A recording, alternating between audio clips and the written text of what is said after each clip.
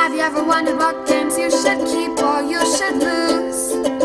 Find out here at Purge Reviews. Sushi Draft is a very simple drafting game. So you're going to have these circular cards going to be in your hand. You're going to put one down to play face down. Everybody flip it over. You hold one back and you pass the rest. And what you're trying to do is have the most of a certain type or each type. Each type will have a scoring token. There's 3 of them because there's 3 rounds. Whoever has the most of, say, the black one will get the black token. Whoever has most of the red. And then whoever has the most diversity can get the dessert token. Very, very simple. You can literally play this with anybody. I played this with a 7-year-old. He had no problems comprehending this whatsoever. Strategy may be a different thing. They tend to go after certain things, but everybody's strategy is going to work. There's going to be one winner to this game. Very fun little drafting game. Very introductory, very simple. Probably not the best one on the market. It comes in a little tin. Don't particularly like the circle tiles. They work fine. They're just super thin. You can't sleeve them. It's hard to shuffle. Not a big fan of that. But everything else seems to work. If you like sushi, Sushi Draft is a fine game, but just understand it's going to be an introductory level game. Sushi Draft, the game's going to come in a 10. It's very easy to get this mixed up with Sushi Go, I think.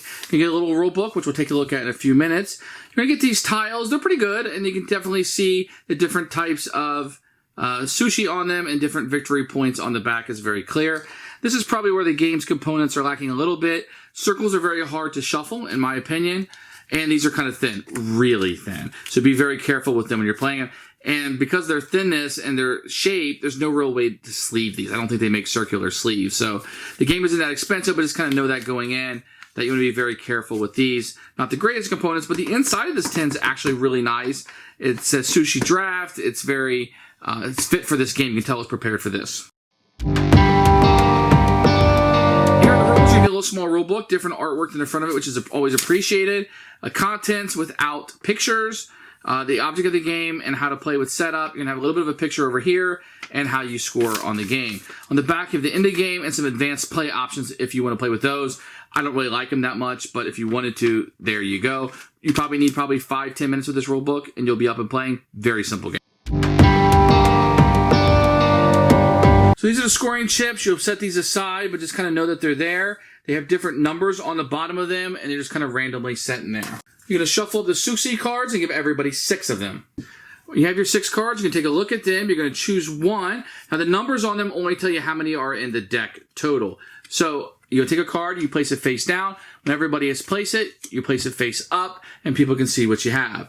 Then what you're going to do is you're going to take one of these cards. Here's a wild card. I will take this, set it back, send all of these over. I'm going to send the other 4 cards over to the person to my left. Then I'm going to take the 4 cards the guy to my right gave me, plus the one I saved, and I will have these cards, and perhaps I can play another card.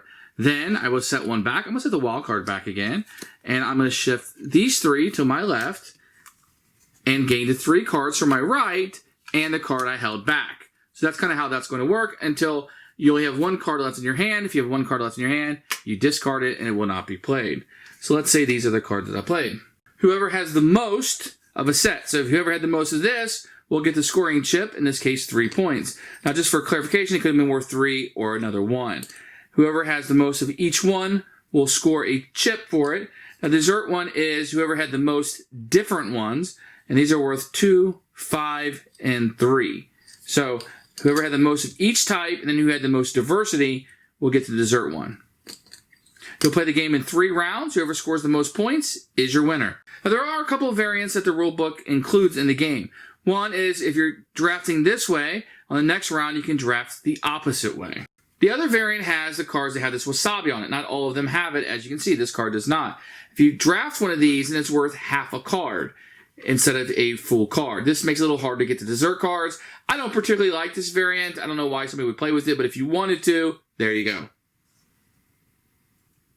The other one is normally in the game, if you have the 1 card left over, the 6th one, you would just discard it. You can play it instead if you want to get higher scoring. And the last variant they have is that each chip is worth 1 point instead of the randomness on the bottom. If you don't like the randomness of choosing and picking, then you would just choose that each one is only worth 1 point. Those are the variants that are included in the game. Sushi Draft is a very simple game to play.